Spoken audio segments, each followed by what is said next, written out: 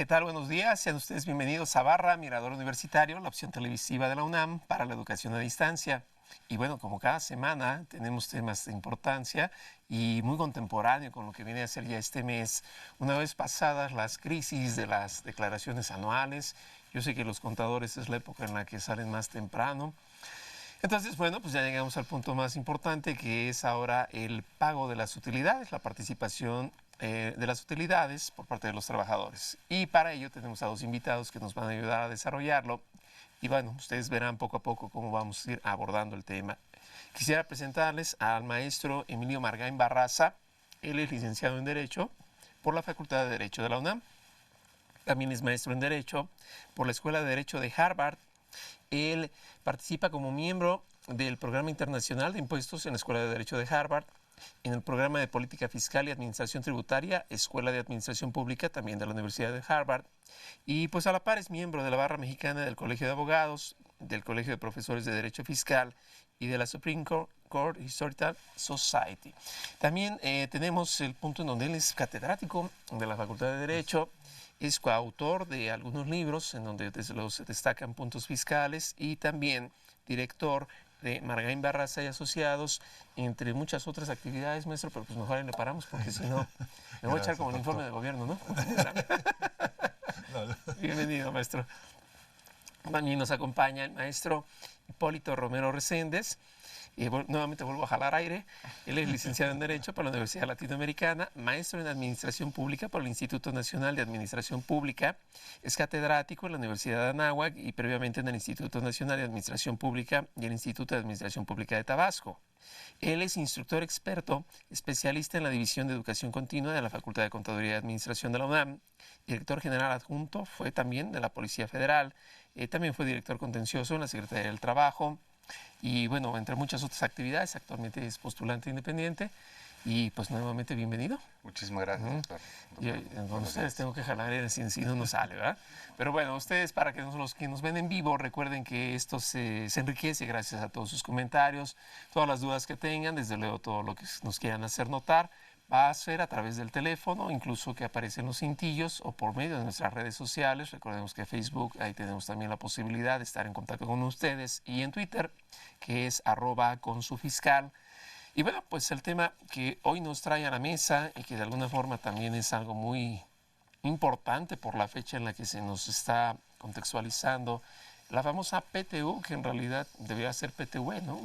Participación de los trabajadores en las utilidades de las empresas.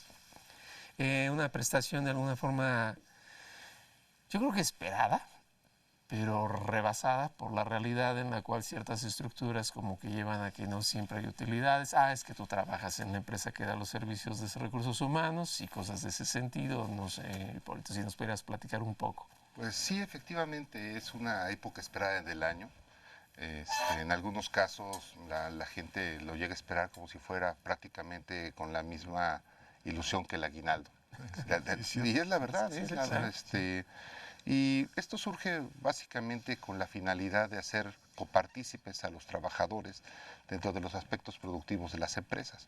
Entonces, una vez determinado cuál es la renta gravable, entonces se determinó ya hace algún tiempo una participación del 10% para reconocer ese esfuerzo de los trabajadores dentro de la productividad de las empresas. Okay. Fue un tumbo, de alguna forma se debatió mucho, yo recuerdo por ahí de 2004 hasta recientemente, maestro, no sé si lo recuerde, porque la Constitución dice que debe ser conforme la utilidad fiscal, no la utilidad contable. Quiere decir que más allá de lo que es el simple gasto común, pues habría que entrar al detalle de deducibles y cosas de ese sentido. Después de dar varios tumbos de que había un artículo para la utilidad y otro para la utilidad fiscal, pues creo que se combina todo ya en el artículo 9 de la ley del ISR. Si bien entiendo, para llegar a esta utilidad hay un punto importante, porque me voy a volver un poquito histórico. En 2014 se hace mención de ciertas partidas que son exentas para personas físicas, de las cuales no son deducibles al 100%.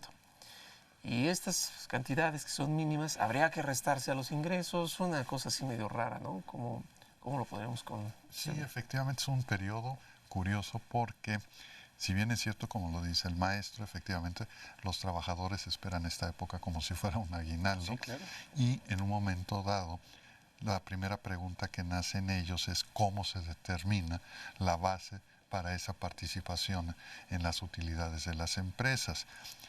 Quizá aquí efectivamente el problema surgió históricamente también con el término renta gravable que se utiliza en la Constitución. Luego ya llegamos a utilidad fiscal y para eso el artículo 9 nos da prácticamente la base o el fundamento para determinar esta participación. Ahora, aquí el punto quizá que más le preocupa a los trabajadores es ese precisamente cómo determinarlo y cómo defenderse contra él entre gastos no deducibles, entre gastos deducibles o bien lo que tenemos también en el caso de cierto tipo de salarios que no van a ser deducibles, en fin. En este sentido, yo considero que en primer lugar algo que deben reconocer los trabajadores, porque puede venir una especie, digamos, de inquietud o ansiedad en este pago, es el procedimiento que hay, que se me hace largo para poder revisar las irregularidades u observaciones que hacen.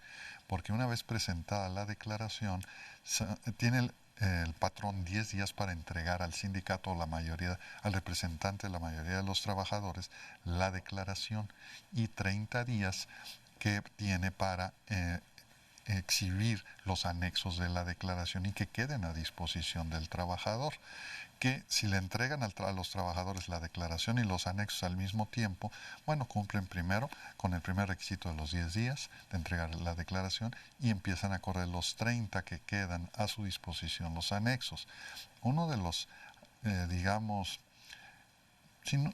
o no absurdos, porque lo había pensado así, recuerdo al doctor Baltasar Cavazos Flores, que en paz descanse, abogado 100% patronal, que decía que no era nada razonable que se impidiese a los trabajadores contar con la asesoría de terceros, que se desprende del procedimiento establecido tanto en el artículo 121 como 122 120 y 122 de la Ley Federal del Trabajo y su reglamento respectivo, pero también es cierto que cuando él lo expresó no existía la regulación en el Código Fiscal de la Federación sobre aquellos terceros que se pueden enterar de los datos de las declaraciones, pero con todas las reservas de confidencialidad que corresponden.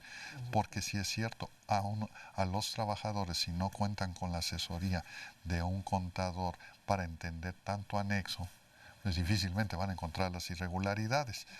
Luego, ya que pasan estos días, tenemos 30 días para formular esas observaciones por parte del sindicato o el representante de la mayoría de los trabajadores, que tienen que hacerlas todavía utilizan un poco el lenguaje antiguo de la Secretaría de Hacienda y Crédito Público, pero es ante el Servicio de Administración Tributaria, y en ese sentido, si el SAT considera que se debe verificar precisamente todas estas observaciones, puede ejercer sus facultades de comprobación de acuerdo con el artículo 42, básicamente lo que sería una auditoría, una revisión de escritorio, quizá ahora una revisión electrónica.